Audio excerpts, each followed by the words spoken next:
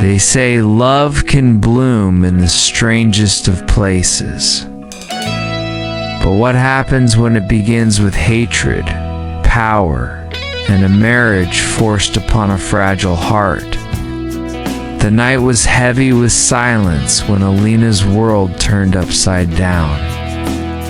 She was just a simple girl living an ordinary life, fighting for her younger sister's education and her mother's medical bills. She never thought her path would cross with Armand Malik, the billionaire whose name made people tremble, whose eyes carried storms, and whose reputation was darker than midnight. Armand wasn't just powerful, he was ruthless. And when he wanted something, the world had no choice but to bend. Their first encounter wasn't sweet, it was cruel. He walked into her life like a thunderstorm, demanding what she could never imagine. Her hand in marriage. Lena thought it was a joke, a mistake. But his tone was colder than steel. "You will marry me," he said, "or watch everything you love fall apart." His words sliced through her like blades. She had no way out, no choice, no freedom. That night, her fate was sealed, not by love, but by power. The wedding day was nothing like the fairy tales she once dreamt of. No laughter, no flowers, no joy, just silence and whispers of pity from those who attended. She wore white, but her soul was wrapped in chains. And when Armand slipped the ring on her finger, she felt her world sink deeper into darkness. But what Alina didn't know was that behind Armand's coldness lay a secret so painful it would change her hatred into something she could never have imagined. Sometimes the strongest walls are built not to keep people out, but to hide the deepest wounds. The mansion was as grand as a palace, but to Alina, it felt like a prison. Marble floors echoed with her footsteps. Chandeliers glittered like stars, yet the air was suffocating. Armand was distant, almost mechanical. He gave her everything money could buy: clothes, jewelry, luxury, but not once did he give her warmth. Every night she dined at the same table as him, yet they sat like strangers. Lena hated him, or at least she tried to. She told herself he was nothing but a monster who had stolen her freedom. But then, little cracks began to appear in the walls he had built around his heart. One night, she heard him in his study, his voice breaking, whispering a name she didn't recognize. His hands shook as he held an old photograph, his eyes glistening with pain he never showed the world. Curiosity gnawed at her. Who was this man behind the arrogance and cruelty? Why did his eyes sometimes look so tired, so broken, dumb? The more she saw these glimpses, the harder it became to hold on to her hatred. And yet, she reminded herself, he forced her into this marriage, and she could never forgive him, could she? Hatred turned into questions, and questions slowly turned into something far more dangerous: compassion. One evening, a storm raged outside, lightning splitting the sky.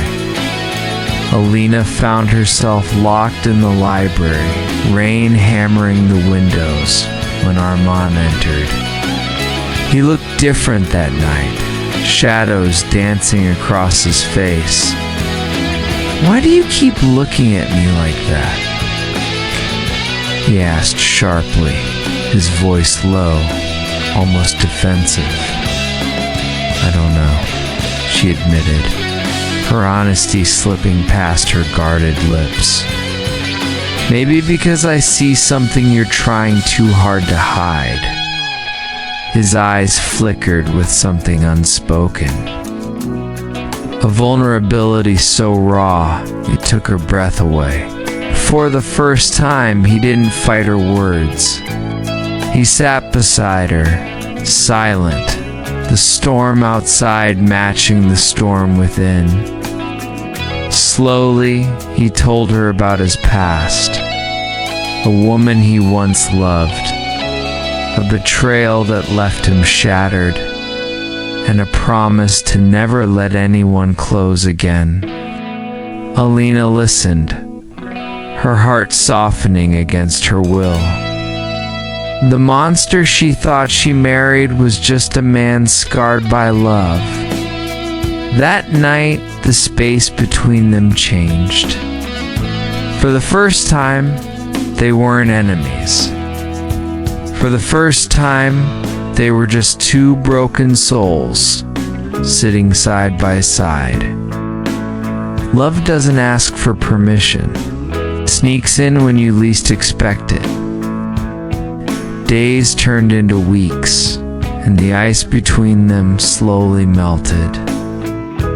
Alina found herself laughing again, sometimes even at Armand's dry humor that no one else ever saw.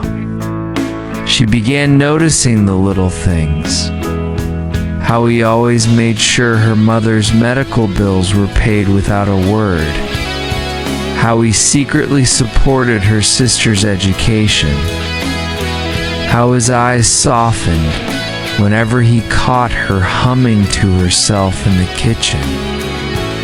And Armand, he began to notice her too. The way her kindness lit up every corner of his cold mansion. The way her courage defied him when no one else dared.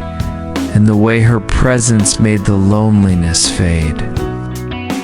One night, under the glow of the moonlight spilling through their bedroom window, he reached for her hand. It wasn't dominance this time. It wasn't power. It was fragile, hesitant, almost like a plea. And when Alina didn't pull away, the dam broke. He kissed her, not as a man who owned her, but as a man who had finally found something worth living for again. That kiss was the beginning of something neither of them could deny anymore. The line between hate and love had vanished. But true love is never free of trials. Just when Alina thought she had found her place in Armand's world, shadows from his past returned. The same people who once betrayed him came back, threatening everything he had rebuilt. They mocked his marriage, saying Alina was just another pawn. For a moment, Armand's old fears resurfaced, and he pushed her away, terrified of losing again. But Alina wasn't the fragile girl he thought she was. She stood by him, defying the world. "You may have forced me into this marriage," she told him, her voice fierce, "but you can't force me out of this love. That Armand is mine to give, and I give it to you completely." Her words shattered the last chains around his heart. He finally realized he didn't just marry her out of power. He needed her, body and soul. In front of everyone who doubted them, He pulled her close, kissed her deeply, and confessed, "You were my punishment, but you became my salvation." The story ended not with power, not with force, but with two broken hearts finding a home in each other.